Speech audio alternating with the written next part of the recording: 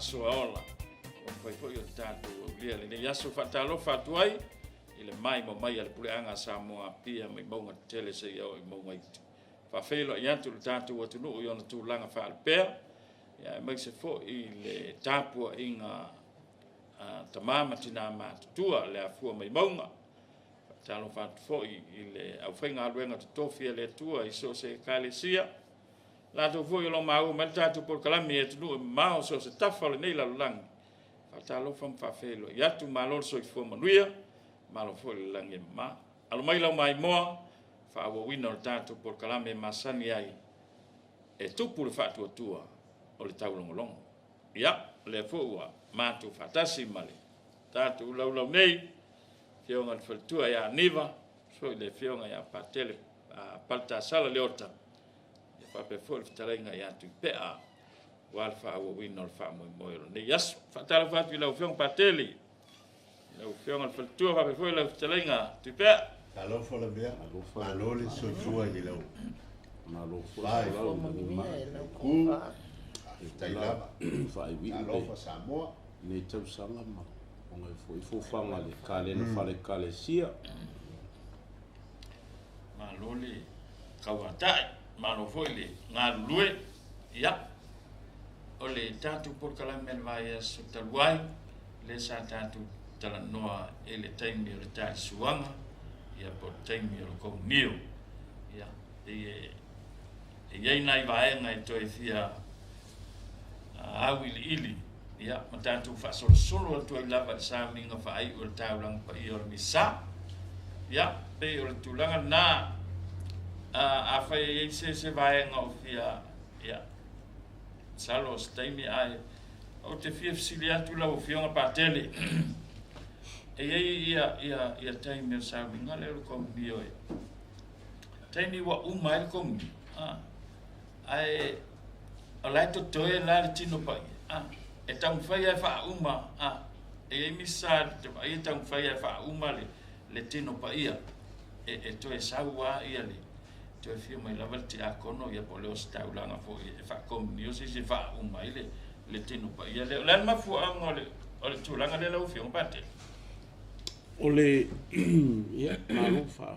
tai fo mole sidi tato po klame le fuka kwa uri mai ne vai aso ya ole vai aso muli o kale na fale kale sia o luafe lo fa luafe lo lima le tato ya ya tawalunga le asa nei le yesu le tupu le su fanga matango fie tupu langi malalang ya ole fa sidi la vea ole ia o mafuanga te tau e ka wai unga e mua pe a fai le se tapina kulo il falsa lua ia o te tau na fa nga sa kala metangi mai maule o ia infa le tonu polonga po o minga ia sa kala me ka o ka musu pe foi la le sa kala metole ki po ia ke le fo le fa nga tapo inga ma se singa le exposition ia e fai ama sui isi taimi na ia fa nga pe le tin pa ia o ngai o minga ku inga ia o mai pe fai masui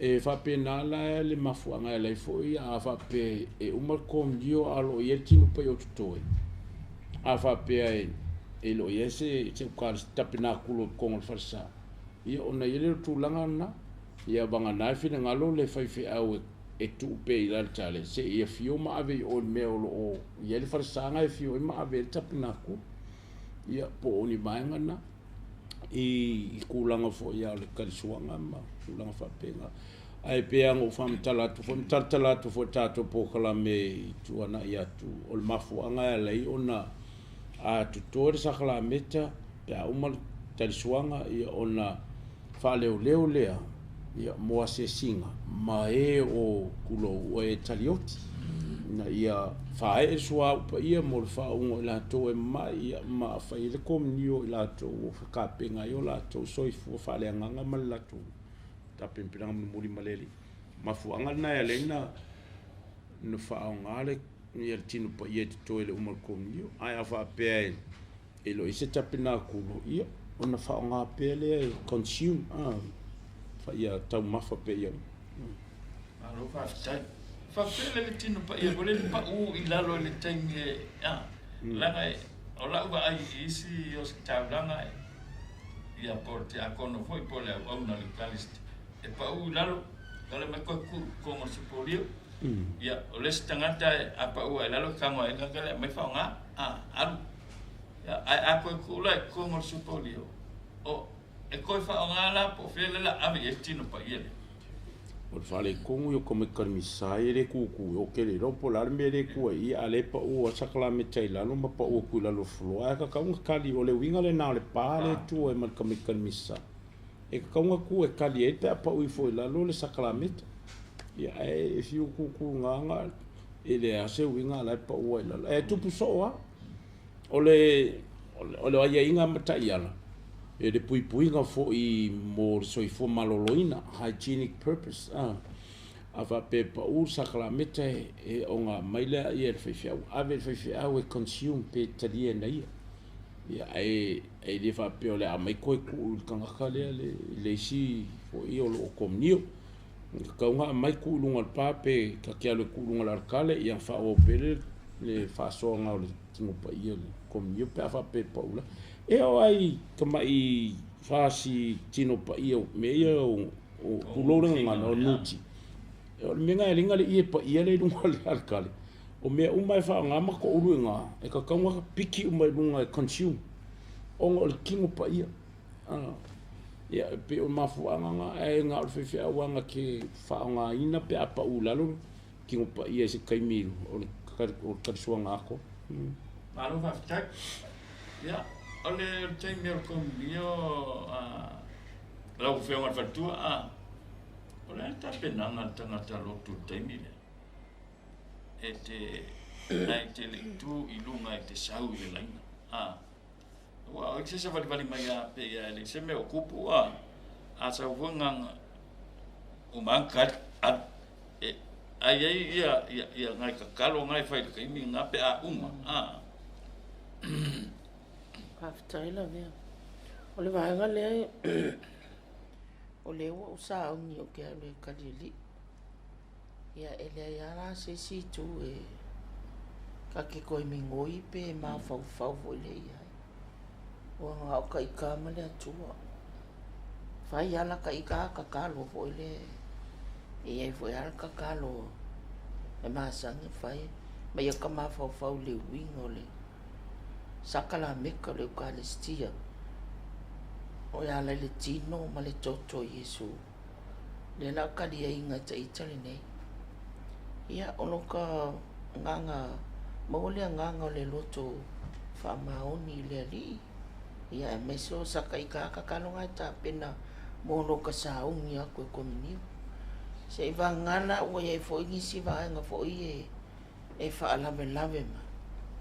Ya pe o se me foi lele ia o la ke sa unge ke la ko ya o ka mai ki fe wa ia me fa pena a o kai kai le kai milinge ale nganga o le file mo ke viso maka kalu ma li e fa tait ia o ka anu lo le tu ma le fa alo na la ka na matanga kali le kingo lele inga yo ko la ngonga ia o ka ikol ka nga kaya nga sala ane ia lo fale tu fa manga lo kai e ala lo ka ka dia inga sa kala meta o le tino ma le toto Yesu mal fa lo ya me se fin ngalo te pe il ale tu la ngale lo te ni le wa sa u tali le tino le fa stai lo vea o le fatu tu ale ai le mele e mai wa ko ale mele o ke fa angole upu la ton fo il tu spai amu ia e le va ai fatu tu ma o le pa u la lo tino pa ia le anga sango e ba o le fatu tu o tanga na o fatu tu ai le fa ko ke le kri ko il mele na kango le lo pe ke wa kango kiki ku o pe ka fi a le fatu tu o le tino ma le toto le li e ala il sacramento le o le Eucharistia fatutu e ile si ko inga kominio fo le e mo fo ka vale fa ya ma kilo kasi fa i ke fo fai mau kilo mai po le alme lau kai o yele lo o lo vai mai wa lenga al kominio saulo marku le ai se senga mal fa fita uli na langa ia e tupulanga i keminga mako fai ai langa nu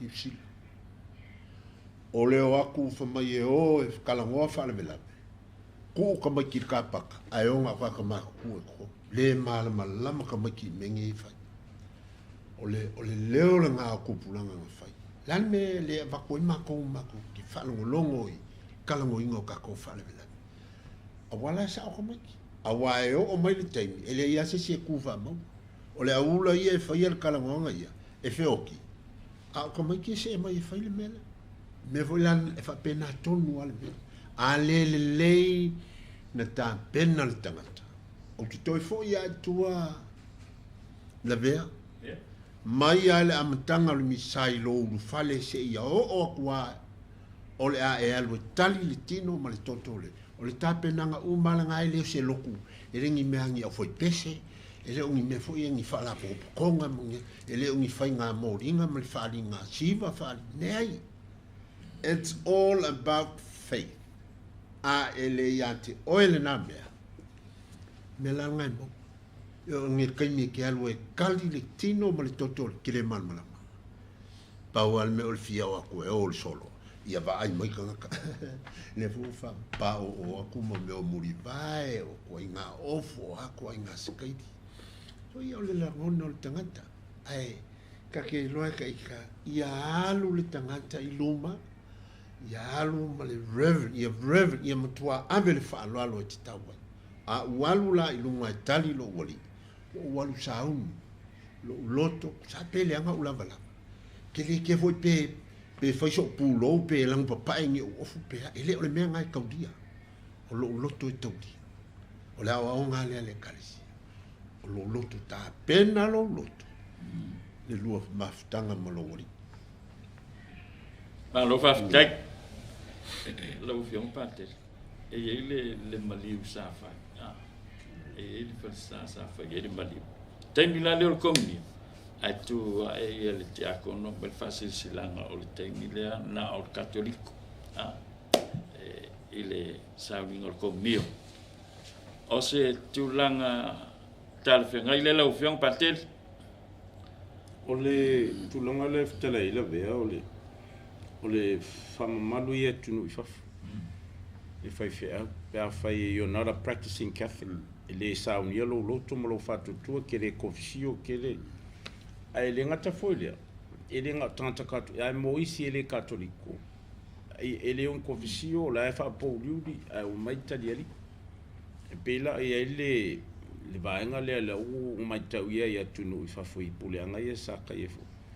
E whamamafa e ai whai loa le whai a fape ia o le kaimi o le komiua me sea ia faipoipoga ua e tele na iaiga foʻi tauaiga ma ua foʻi e faakasia mai isi tapoaiga ia e le agata o katoliko le fokaʻao mai a le se luku po se mariu le foi fokaʻao mai ai kakoliko se luku e leva ele o auai practicing ia ona failo le feafeao a faapea oe o loo e koaga ma tausi le saklameta mai auai a saia nga kalile le ali ai a faapele ai e valaulia pea oe ke sauluma faapea o lima i o nga vakolo le faamogiaga le feafeau o tulaga tauma a kongo o le puipuiga lava o le paiaga o le saklameta ia ma ia silafia lelei o le faakuakuaga le faasoa ai fua ia kalikogu kalile ali ma le faatatau ae lo le kali ma le faaletau ia o kulaga uma kapega le loko o le kofisio ma lo kakou loko salamo kaimi o le misaiga ia oe fo le kaimi o le komunio sauni mtapena ilo toloto talile malo va fta Olisi. ia lima Olisi va ngale le ka ko i al komunio. A ko au mai le vai a solente nei sa noi parte le paso ration. O le la yo fa komunio ia tangata mamai. Ia ma fa komunio ma le tangata la va ile ma. Ia ta ua fo ia pion sang no parte le ia o te ilo fo la ele se ngal mele paso ration male o le mele wota yala ne wota yala fa komunio a fa pe e fa ma e fa yo stila ya bilait nga wa kulo le ua kolu mai ua lē i le sima ko koe le lo stia tas ia o le mea la ma te faia ma ua o saunoa tikeni taiala a faapea totoe ua lē i le sima ai kago le kaumafa i le taimi le le ua i loa toe toʻatolu toe toʻatolu ina ia e aua nei toe foʻi mai i le kapenatulu ia pe o vaega na le avatu ai le si vaega tāua lenā pe a faapea o le ua taiala e faatino le vaega lea pei le o tāua la e patele le vaeaso lea ia o se faiga foʻi a tatau pe a tilotilo ai ua laʻu ua e ave le komini o tagata matua o akuloaga fā mai ae toe tolu toe lo le tasi ia pe o le kaimila ga faaogā le saunoaga lea patele le pastoration uma mea ga e alaga tatau ia pe o le agana na e faailoa atu ai foʻi le vaega lea ia mo le faiga o le komini o le avega o le komini o tagata mamaʻi ia ma le faaloalo Malo faafetai. e mali e saʻolelea falikua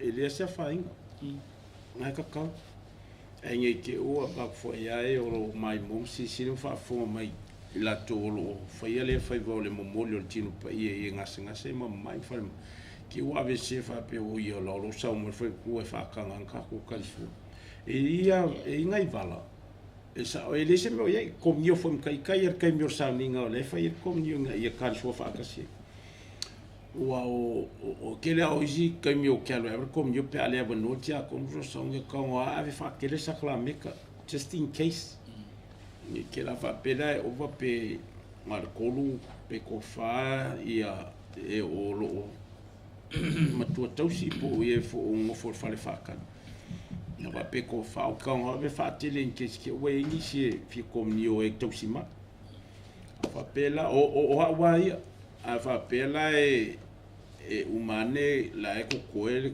le ongo fitu ba e okay po le a i la to umo le komio it's either you consume o pe ko fa fo isso se mea e le fa inda la ba le komio fa tasi mama i ngase mala un no fa le na vanga nga si balanga ai o le vanga ye le isi fa pe fa sa ala wa Malo faafetai. O le komuni le ave tagata ma nga o i le fale ma sa o e stamali i mai se fioaga i le tule sa faataotolia ai le fale ma nga lua kula ki a kongo i ngeia pia ma le komuni o tagata mama ia e faafesagaʻi moega ia faalogo mai la skoiga le ua koe foʻi ma le kiaga ua uma fai le komuni o le gasegase le katoliko wala au mai arko i mai fa mole o langa ke fia kadia le e fia manga o mia fo ia le ia Yesu le ele katoliko mai fa mole e fia manga o mia fo ia Yesu ala fa lo mai ko fo ile le fa fia au ia o ke le lopo manga o mia Yesu o ngo kinga inga po le mea o lai o longa fa kua le o ngo laua ba ai mai o le ua kali a ko kakoliko le la papsana ai le ai dai o le so fil ngal pa tele vanga e sile fie fo e o porcus a kangi mai sau so kali ipo e ke i se fala wa ba ku senga a fa pe o le fio lo le nganga nga pa wa me ia ke au ye lo wa ia ko finga mal ngal e fa mamla ma i sea fo uso po se tu fa fine fo ia ma kau fo ia fa ia sounding pe ke fa ko pe tal tonu tino pa ia pe ke kadia ma e amen o Yesu tino moni mal tot pa ia leo ke ba ko mo o upunga ka kingo ai profess le fa tu mar ka ko saklame ia o mai fo ele ia fa se absolutio singa ko inga po se fai se fa manga longa o sala mas te talo i le tu ia o ma o ka ko me fenga lunga kulo o le tu e ona ngadu o le ngang pa ia o le fa Sofia ma o upu ku i ngu ko fe au kulo ma fa ia ngadu fo o ngadu ngala Yesu e tu mo e mai vai mati fa ola e su fa ma ia o lo ia ngaka ko ngai ko nga cases hape a fa pe o la o kangi mai la ko fa ko o ngai lo fa pe sa o me nga o fa masin o le atua na o le upua le fionga tamapa e kumalo hua mai tu church ia pa le me ia mokingo ia fai ia upunga pe ki whakokua pe ki karikongo i le sakramenta o Yesu muni le tino maritopa ia fai whamanga longa o singako ingai le absolution ia fai me singkakalu o lo wianga karikongo nga le sakramenta wa le whapeo o Yesu nga kako ni fo ia o Yesu mo kanka nani o ia nga vai ile mele le komni o manao no fiong pa o le ki sin me ia le o fiong ala pa o pe o fal ko nga kala o le ale o inga se fa kere me ala vele o inga le sa o la fkara ngole o ia nga va ia o tangata e anga va ai ile boy e ile skanga kala sa la e sil fiel tangata ia sa misa marco o sa wa sa lo le o le fia komio ia ai ile skanga ka fo ile le fe me i fa son kofsio sa ka sa komio ia por ko nga me fo le sa wa ngo fo ele fia al komio o le vanga na e pule a o lo fe ka fa pe ala o ke sa o le o ke me fa ngo kom ya o sa o ke lo akoko o wa ku puso e ia isi ka ke expect la ka fa ka le wa ya fe mai le ai la nu me lu o la ko ku di ma ka lo ngi e fo ni fa le kongo le ma fo nga ye le o ele o ia so na loto ato to tali le ri ma le ka o le me lo wa ya lu ku fo ke ele o se me fa pe e ka kaupe ai lo elo ka pinga lo loto ia ma e sila fia e ni fa le kongo ele sa kon fa so ko fia po la e o marketing la ke ka e seis e lo fe ka wiala lo kala ko ka ri ka Yesu ia o kula va penga e ma fuaila ia o nga kale mo fa ngo ka ri Yesu si dere ku wala va fa mo yang al fe mo tait malo fa ftai ke lu ia sa no le ole isi va nga le o ka ko ia e va so manga ko il bele ole ko vesi o le tangata le lotu le lo katoliko o ke lo foi au e se le ta u fo le mai nga u se le lo katoliko ala ko mini mana o mai pe la o sa ngo pa ke le fai le nga ngal fa tu awa wa so ni o ko wa ai ole o ko mane me kisima le e whakasa e me lo ski e mō mike. So lo wakari ka ko o ski e kai ni tangata ni. Ai kere o le sa ngol piso pe o ala paki ai whalongo ke le ka iki e le ka unga kadi ke lo ku ese au ke kadi e le tino mane. Ai la unga kilo iai. Wa ese le mele u whai mō nike o akuru me kisi mane. Au mai ele la ko o ski. Ie pe fo le nganga o nga ia tangata lai fia maua se whamanianga ma se manuia ai kau ke kuula i le nganga fa tua tangata wa ele o se me ka alo ye po se me le kau ke iloa ia o le vaenga ne le afo i le mele o le kominio le ngai sa ngoa i o le manao kominio manao ke le fo i o le au ngā marika ua le vaenga awa ye le singa sa we o ngā ana sa wa kominio ele fetau i mai le talafenga e kuku sala le o nga mlo fa pe ka ikal ngai la sa fa ile a mi o fa le ton pe la o ko ngo ka ni sia meya ai va ya ku se si vo ia sa o ngole upu pe a o nga su sa o pu se fa le ton pe wa ia e tato walo mo fa na o le wa o mai tanga fo ile e por ka singa a wala ka ka ko ile abango lai lo el tangata ngale sa lo le kominio o ngo la wanga i lo o ke le fa le tonu ma le nga sala o fei iam tato tu le ngai lo le nga ka la wale sa kominio e ka wa ma mai la le awore sa o nga i ko ia fa fita o le fa pe o le o langa le ye ni tato fa na po ni so la uno ia ka wanga ta tia se i ko ya no le le fa se ko fisio yo ko ya fio mai le fa mangalo le tai mi o le what happened me le moia ia no to a ko sa u le tali le mal fa no mano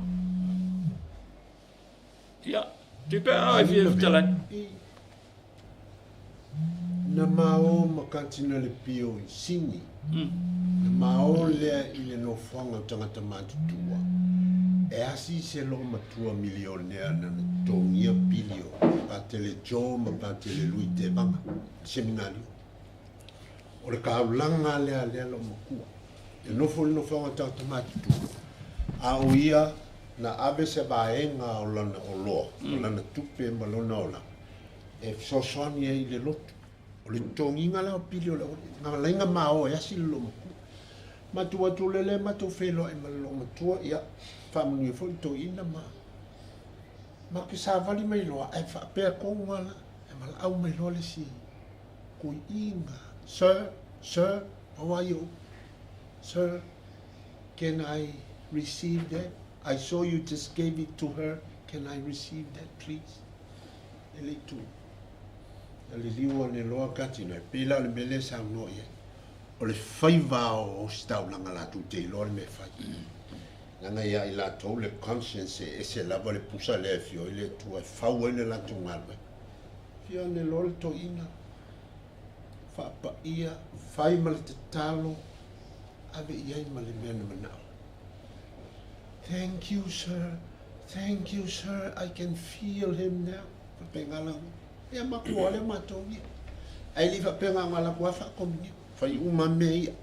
Fai le absolution. Ke lo on talo. Fa austaulanga pole alana fo ai fa. Fo ai li tamal. Ya velo yelmen manao. Komni. Matio. Yo ka ko vo sa le pisa pe mon komni. Thank you, sir. I can feel him now. Le o ulangona le pa mai le li pe o puia ka malo. Ma le winga la le o tal. O meia a tatu su e me laiti. Tatia pe I le ngaluenga le o staulanga malana fai unga fa o staulanga. Na te loai o se me tau na fai. La ngai le fai na fesili ngia le. O tanto e fo vaenga le matai tusi e pui ai ma leo ai mea. Ai le sa o tonga fa o staulanga la to te tala ina e tusa ma le la to fa ai unga o se me tau na fai. Po le ala. O tele I o I se tangata e o nā ai tangi le mele. Le anga o le teimi le nā, o mo le tangata e o nā, o le teimi o tau mia e o le whaalongo anga. Ele o iei se loto le li. Se ilonga po le ala valo tato winga vai. Ai tatonu mai la vea, e iai ale pusa le nā wha apitoa e fio ile tu e o tato loto, e tau o le conscious, tato e tau mai a tato sole. E se lau mea ngalafa. Ia, malo, nangai. E ia ngā mea, e musu mai pele tu e a tato, lena e te tau na tato mala malama le lei mene. Awa uia. O le ale fai unga fai leo staulanga I lana ngā luenga malon tofinga e fai e se mea tantu te lo mo le te tau o le mea nai patino e alato o te le fising ma e voling ia e alari ia mo fai isi ia mo le fai isi mo le pela le mele sa mo le fai e te le it's more than that ke le ia e fa pea o se longa ke vai ku wa makala mai le langi ngā fio ba le mea ngai manga o I kako makala ia le langi a se I fio I fu Yesu ele fa penga whainga o kako mea se mai ele si o mang kaimi uma kako ke mangaba maola la e fio mai Yesu e langa o kako e manga o ale bevo le makala ia la I ule la langi kaimi le am soli se o le kako ke lo ke fu le me fa il koinga ia o la taita lea tari atu I le vainga lea le talinga o le e kong fai la sia ki le lo du mo la mo pasare fai komi che Maro fasta. Ua ova ai I le ka ia la e alue avirkum. E umalonga vakut fa manga na ye pakele vakule pix fo leo. Ngala kwa ku ulunga ka vale. Kokul kapa. Ya, ngadu ale ka vale welcome yo ala ka ma fa kapa. Ala e fio Yesu. E kala fio ngai le vaenga la fio ngapati. le volele le si so le professeur il come ki seminario professeur ko vele so ma fo can you smoke and pray? Me mal fefea, polofes. Ai ulo lem fenga ka, ai ka no lem fenga ulo. So you can smoke and pray, but you can't pray and smoke. Longo wing. Ai alo everything up ia, ele ma fenga ulo. Ke minga lai ke alo every ka suanga I kanga ka ulo fa ka di mai a Yesu. Ia se ia uma, en ka ma fa lo ko pa mai ka longo me fa sal mo sa kalali kala lo fo yo ale va ngale ole o me uma ele nga ka fo nga ole va ngale uma mi sa ko ngo ave ki mo pa ya ala wa ku fa fo kala ngo e ale fa ku fer ki mo pa mai ale ku la wa ku oi o me ka mai hu le mai sa bari sa o ave nga kire ko ka ngo se ai nga ka ngo la sa ko kalo mai lo ave po la ka kalo se o lo fo maria ma ave ki mo pa yo o ye nga se nga se o lo fa ka mai Ola whakalia ngai laka ngā kua fia ingu whala. Ia ola uia whaukuanga ngā mō lātou. Owa oisi whai a ki nganga o mga 5 sessions mwha mama training ai. Tere kai anga koe aka mai koe wharenga luenga pe e whakamala. Mafua o lo le whatutua ma lo le tartonu isakala meta malau ngā luenga mtawha ioi. O nanga o lo whai. Ia e pe o mafu angana e pe a karu foi a kingo pa ia o ko mafu fa o lo kingo pa ia le ka kia makai e le kaun ko kiengi pese reke mo pese la o ka vale kawa aki yo se pese lutu foi le fa makala mai ele ngangol sauni ia man faro na lo sa no ele o que pa ai ele ko inga ingo ia ela le ka wala le ngol ko e ona busco ko mingi o mai lo ngakali kalil ko mingio a fe mai ba be avangela ko nga I o le fale ke fo mo ma ko le loko ke le I so mal ko ma ya I ko nga ole winga langa le ka ko ke I le ba nga le e fo me mali ai fo I kani e ka mi ai ka ko I me ka ko ki manga ala fo I nga se le kani Pi o le mele, ele o le o maulo si kaleki mo ki ko inga musi. Wa le singa me so lo ko me lisi ko inga mo ki ngo pa ia I falki. Ia pa o lo le o me ngai e mari wa fa ia pa o. Ia o ngai me mali ia. Ia no o ka ko ka. Mali ka ko. O mali lo ko inga. O mali uma ko ia. Malo, talai. Ko ingol ngu pa. Ya sa no ni ba. Eso va ngi. Ka penga le ka yala. Ko ngale ka resia male. Ti akono la nga lulu Asa ungi o ka penga lo loko sale ula ia ole si mea. E sa male piki.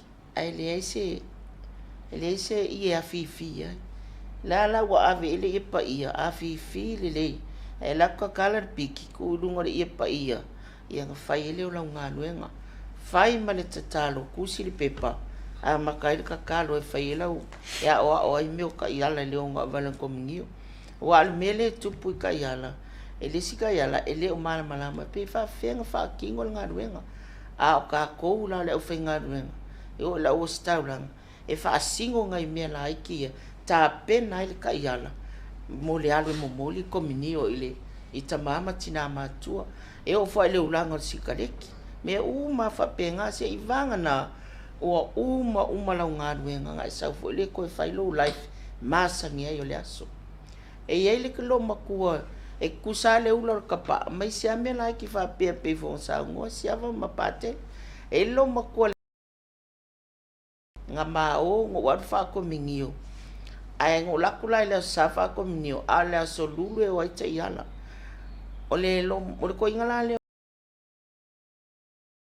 o ka inga nga salu avele le ko minio isilo makuanga le bai koloa o wala kulo le asusa ia wala fa imasilo mukua ka penga laulau fa ile sela fufi le pai penga le awata unwa to le au na wale fatino ngalnganu sa o silo makua uma fa ko minio nga uma fa ko minio fa makalo uma ai fa pe me lon kana silo makua aniva ia se fa ku ka ko ka ia la fa mole o fai aku po e kai ala. Ia, leo la o fau tuanga ni vai waku lau whianga o whalitua. Se a kakalo inga fai mai. Ele whapa i yanga le a retom. E moni ala ukala mongi ne fai lo matu. Le iwa i tolo. Vai mai sila mokua. Ia, se a kakalo ringi ko inga nga sau fai mai. Te le mama lama po a. Ai pe o ngai vaenga nga. Se le ke leo le au ngā o ngā ruenga. A ia o, ia malama. Pe o ngai mea nga. Ne whaka penga i taiala. Ia aru fo le kaiala malonga i loa. O lana au nanga wha mua langa au nganga. O ngisi mea umole o langa wha lea suki ai. Ai alu e whai mua ile mamadu o lea li. Langa lai fio ma lea li e wha e sakala metai. I ta mama tina mati. Tuam tangata mai. Langa iai e mai kau. Iai e wha lele. Lea o ia le makapia le manga iai vaenga la itia. E wha pe ngā le o langa o tato. Kako mako fo ila ufenga ringa. O le mea ngai kau ka penga mato. Ka penga ka iala mo le o le mo moli kominio. Le anga iai tangata. O mai ki ngā maku om ka mā maku. Ale lau ke ilo mea ia. Ele ke kalango ma lo makua rea. Ia. Se aka karo. Ia o ke le ma o whakua ua lelei.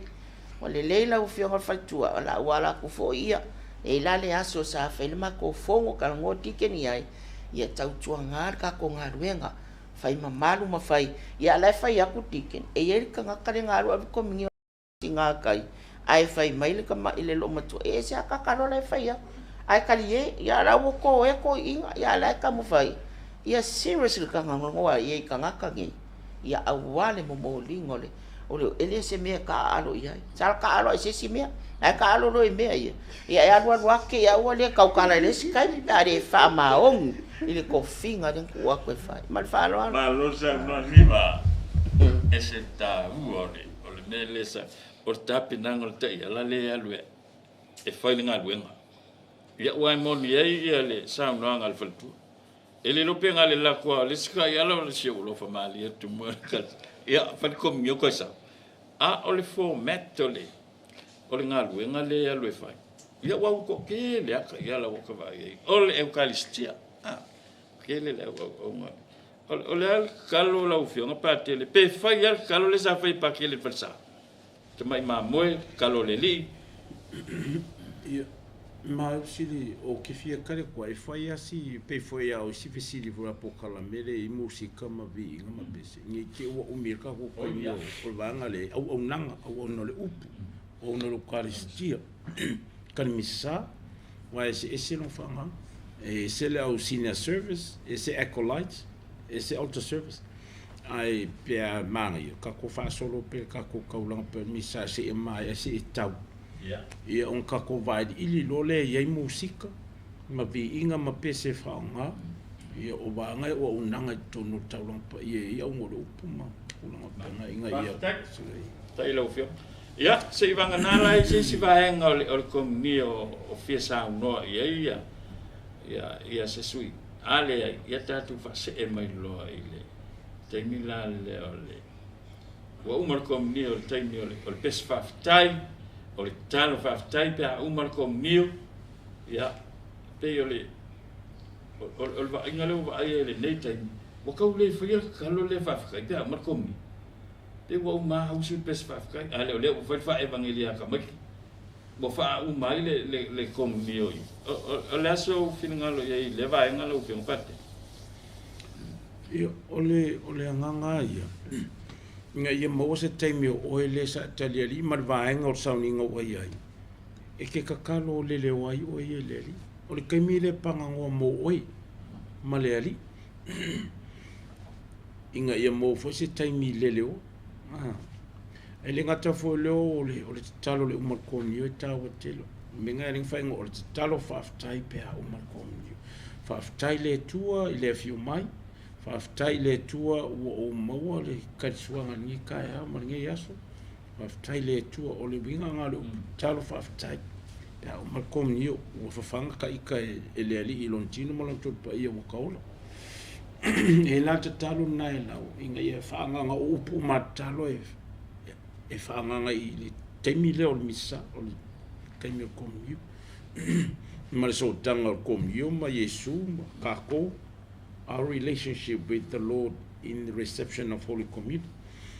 La ye upunga kal. Male longa lu talo ya Yesu tu ye kolus. Ya wanga umanga wa kolus le mafo komio le eucharistia ban. Ya kakawanga awea ole mala malama fa yai ai le fa yongi o kako binga fo le fa pela ngo manga ya kere pese ama ye fa ko mo le pule. Ele ai se nganga fo le fa pese kula fo ngo kakawanga usu wale pese fa kai kai mi uma. Ko nga. O si fo ya pese fa tai le fikau. Kela o kamie e mai fa pese fa tai le sa e kai me pe ngo fa so ko le skan. Tulola e uso mai pese fa tai pese a mari. A o le sama san yo vai tau sa. Ya. E pe o kulanga nga e kan fa ki pe o le misa sa ye ele o se le fa lo ya Maria a o le misa sa ka ulanga pe o le Eucharistia it's o le focus o Yesu malang ka ulanga ko luse longo maliu malon to etu ai le fa pe o se le fa lo ya Maria ai le me fa ka ko ngi fa ka sia le ka ulanga alu ka ko li mar ka ulanga fo ya long tina e se fo ya la ai pe o kulanga nga ka unga fa mangingo le o pese mbibi nga mfa ya ka singa meditation instrumental ka kaloi le o kai ya ai ka unga ko kom fa ka usi ma ele o se kai me fa nga siba vangana o se misa sa le anga sa so that's okay po le misa sa fo e longa mafu anke le po le kupulanga po le ala ai o le misa sa ya ele kakau lava nga solia pea le kamari anga o tangata ia vaenga wā le ua o whaalawelawe ale whaevangeria le maloka i ka mawhawha maloka loko il karia ingo Yesu wale isa kakai mi mole ria pe walu umal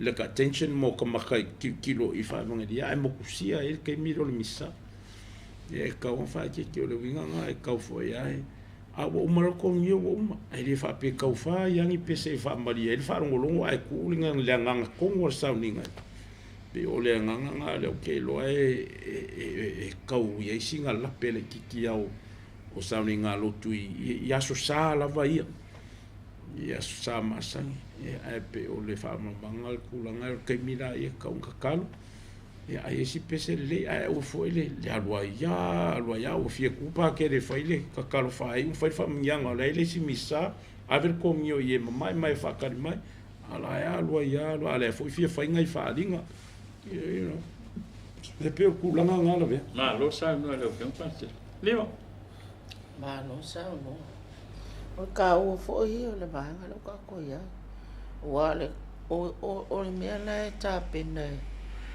e ma to ile ya o le me e fai le kakalo le si aso ia pese le si aso kakalo le si aso pese ia pe alwa ko fa so fai le kakalo ia ko a failo se pese e sa ole fenga pa tele pe wo kele foi pese pe wo le a failo ka kalo sa ole le ali pa ia ole tu so i fu e onal manda uma ma to te fa afta ia tu ila wa fionga ina wa e fanga i ma to lo tino mo lo to pa ia ol ka kalo ta u ana nga e sa lo ka fie ka e fa ta sa wa ma ta lo tu ia ko ruse e lua ka kanunga sa ua e se foi ta ua sa oi ia o sa le pese o le se pese católico ai ese le manga io pese ya so io le ole caresia e pese el taimi le ole e sui ele tal fa afta io ke lo ge ya io o kama ya le pese musica foi le pe wo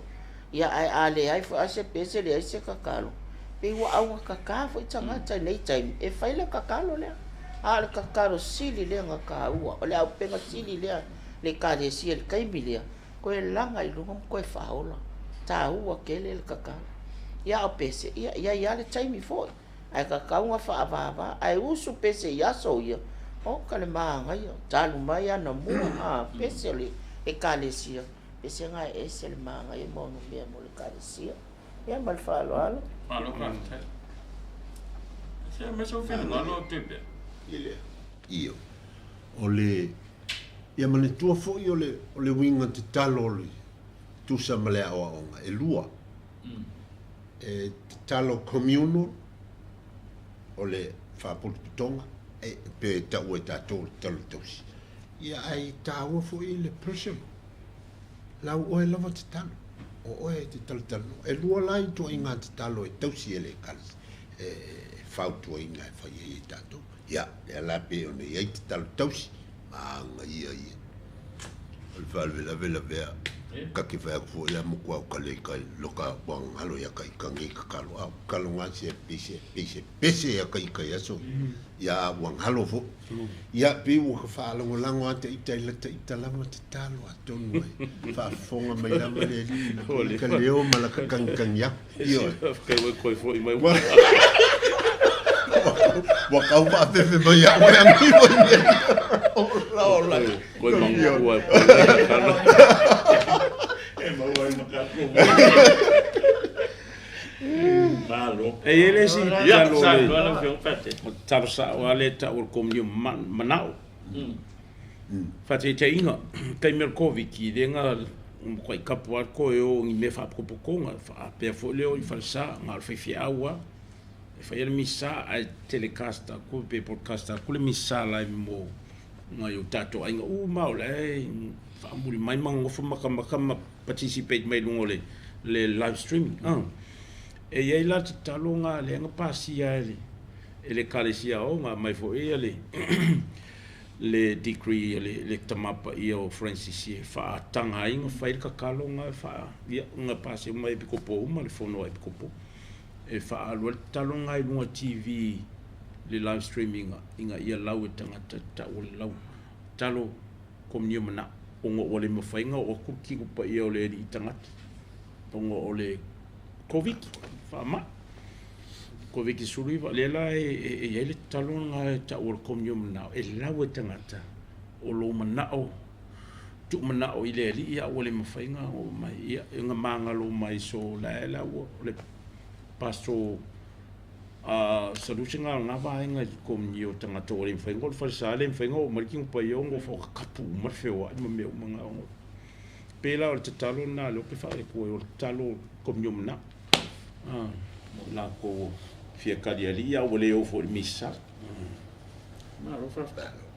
O le la pe mata o tu li tu pe a lo ko o nga le me le nga lo sa wa komni e ko ya. Isi lea ua ole a mio ai. Ngo mai a komni o whaka fo i toi whai atu fo. E ali ai e le i tā pena le lei. E le o tā pena. Kusanga nga sawa o ia wha pēa. Wha pise mea o ko meki fo le le nga sawa kali le lima. Ia. Alu koe alu fafu. Ai le i mai a le lei e le i a watua ia le whamanuia ma totonga muri ole. Ia mai ole komni o aia a uma maua sina taimi te to tuli foai pe le mawhaina e to tuli. Ai alala ane ai. Mawhai leo si au antala noa i le li. Whaftai. O longo li i wale ua fio mai ake oi. E fio koe ko kuri lunga ma kuri kaime mo mori e leo kalestia. E iei alka malo au wha mai ake. Ai koe ko kuri o ai fa fele li nga wai ko kongu ya ki oi. Ya a kongu i sawa pa ke le ngame. Pan o lo o tali tonu a tali ele li. O te mina mia sina taimi o ti to tuli foai ma o whaftai. Ia o nei mea ele te tau na tala noa ina whaala wai tele. Langa o le mea o te talo o le mea patino al tanga tala atoi. Lon ai te tau i le kerisiano po le katoliko le nei. O mana tali le tino ma le toto le li. Maua sino lao e te whapea i fo i whaftetele. Ia po le talo le signature fo i lea tau ta ua le Divine Mercy. Jesus, I trust in you. Whafonga mea le. Ia, o le kariaku lea la vea wa ainonga e olo so i fua i le mea o le umal kominio ma mau so kaimi ki kakalo ai wa ke vai kuanga kominio a sau whanga le camera. Ia o le ala kaimi la kakalo ai pēa fai o lai alu lau me puea kai sa inga i e ke aru. Kua kalo pēa mou mao. E pa wala o lau le o le tarusanga ia ma le tua lalu mo tātou uma e le whapea fo e o isi au kā kou e le mo le whaafonga mai foi ma le silisila mai foi le la tau whauwhiwhi ne po kalame whaatasi mai whaafkai kere lava a o le tualalo ia ma le whautuanga foi ia mo tātou e o loo talia lii ma le winga le la mupulu ma ia kulanga e pe nga le masau mea i lumai fi mga o sala kuase i mai au mai foi o le 5 taunga vale e ilunga 5 tau e lalu a whapea mai le whaiwhi au po tia kono po soangi po le auna le Eucharistia o le Tino Keriso e keifo mo mua ma whakwaku e le whapea mai whapea amen ia alalo au tamutau e kango ia i kingupa ia matu ilo fonga o le saunga ngā ringa wa le ai mai kaua pero ko ke le ai fiu fai aku alanga ku whapea po le kakoliko po le ame mafo e po le Sa le aku malima le fulu. Lima ingo ko le pe ku fika whapea Pulu fai. pe o la sapor por kirikiki ia ai le e kaunga 5 taunga vale lunga tamutau la ia malisi mea e sila sila viere le o mea pa ia e le ongi mea wha kausuai ia i le lamupulu mau mai karia li e le te tau ia e sila fia le ngā vaenga o le awa onga le kalesia o le tino ma le totu pa i o luka kuali e ia i kai me le kaunko e kau mawhai sesi ia e o lava i le vai nga ia wha vanga o kako loko mo ko whinga ngalo i karia li ai ia luka kuali wha o le ngakai ia pe o se kua lalo le wha mangakua kua i pea o lo vai pea ai tāua tele ia le saumia o tātou mo le sakramenta ia o le ukariskia kako ke karieri ia ia pe o se sosoangia kule whaamangakua i fo i le vainkau o whaafitai mo le whaamana o whesau nani Ia le ai ngā o koe whaapia sa mga pātele. Aska sanga vai fu le whianga pākele o le uka sanga i. Tātou pule anga, ia lo whangia e. Koe whaola ola, ka ko kalo i e le taimi o le. Pea umal kominio, pese kaimere pese whaafitai. Tā ua ia, le whau kele ka ko kusi ka kalo i wa iai. Mai te tonu ia. Tālo le kālesia. I tātou pule anga i ngā ia lo whangia e. Mai se ngā ia kā ko whanga ulalo maua ia e ola matuputupu ai. Koe whaola ola. Te talo ma pese ko ai ngā sawa le kālesia i asa. Au ai mātolo tātou taimi. Ia ne whe ola matutupu ai tātou whanau. O la tau i le lumana i o le kālesia. I le lumana. I nei mawhaina to e tā pena le le iai. Ia tātou te talo ia ma pese le kālesia. Ia mausa lima maua ale whaatua tangata. Au ala mal tari tonunga tātou e se kālesia katoliko. Ia o sa una so atu whaapopo le whianga pātele aftai lama. Alo whaafitai. E le sau tua lalo o tuite. I vaenga le. Leo whaatua le whianga pātele. Leo sau no le whianga pātele. Lei o la o alea a e alu e le kilia le lei lo conscience o le konsane lea na te whafoea o e ma o maia le musumusunga le tu. A e alu e le kilia mena na la matia lea. O na e alu a lea e le pe o iai. Lamu a le puru, alu a kua kali le komunio au mai. E whape e whai mai se isia. Ai o le tātou ngā luenga e tu o lalo. Ia mafsoswani ina ia tātou malama i le tātou whatuatua. E le ka aloa Isis. E le ka aloa se si tātou whatuatua. Ia. O la taita foli nā tua lalo. Ia. Mau e tātou le o e tari mamaru, tari ma le whatuatua o le mesili len tāua. Malo whaafitai. Ia. Salo na ua whatau fwoi ma tātou taimi. Na ua whionga pātele ia e fwoi lea. Batu ia le leia vanoa. Ia. Tātou whaamai ai le yaso. Alo, afkaila vea. O le mea o le taulunga ino tātou taulunga pa. Ia o le whaamangianga muri. E a sira fia le lei. E ka aua kere le whaamangianga muri. O le awina atu. Ia lengi whapa ia e whaiwhia au o ngā lima e whaamangianga. O le ka aua i o le whaamangianga muri. O se awina atu ma le whapa ia inga o le o Iesu le wa ia tatou malonga ia fo ia fio anga pa ia i o kako malu pa ia tamari anga na langa ka wa ke le fa pe ai e pula o ia mal ko mi alu ia menga ka kulo wala ngana o le aisengi ia e pe ang ofa ko fo le si ka ko po khalam e ko si le fiel ka u ke le ngi fa mangia a kula se alu e sabari e se ali ba ko fa mangia ngar fa fia ia e ia le upo fa ia ngar ko ka sia ka ku lunga le se le mar ka so nga mun muri e su mulunga so nga yuka ia ka ko ke le fie pe yo yuka ia uma le sa uninga ma le fa mun nga muli tai sa ninga ia ma o fa mu nga fa e aku ma ko mai e mangu fo ia wai le nga kauli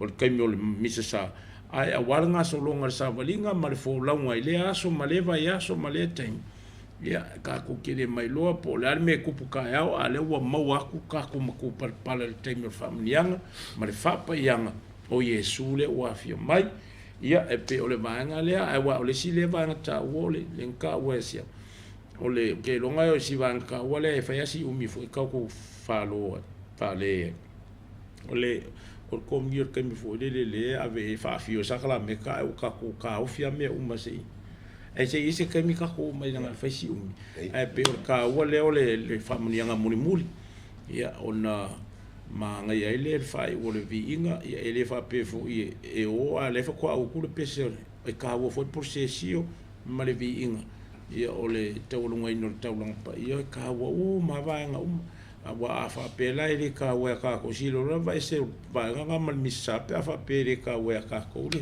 tulanga le ai o le taulunga ino le vinga ma le pese fa se tau fo ia ile soi fuanga le tangata malanga ia fo tau tua ma le karia ingo Yesu le fio mai sakla mi talo karistia ia ma le falo lava ia mangu kiringa lava le ka ko pokalame ia a me se fo ile sabalinga la u fale kwaile ia e ngaka usanga le ka lena luafe lo lima luafe lo ono ia molo ua maua fo ka lena o tato puleanga ile office le e kopo e polo official pule anga le chancery ia ole manga yo ka le ngalo o manga sa ngim ka penga fo ya wale ul fale akule tabetu mo tausanga umo o ima vai taimi umo de tausanga la ul fale kwai le kirea se ka ai o me subscribe e mo discount ma falo la o sa no lo fio pateli ia ole tanto por calamel na mo le so ma le leva yaso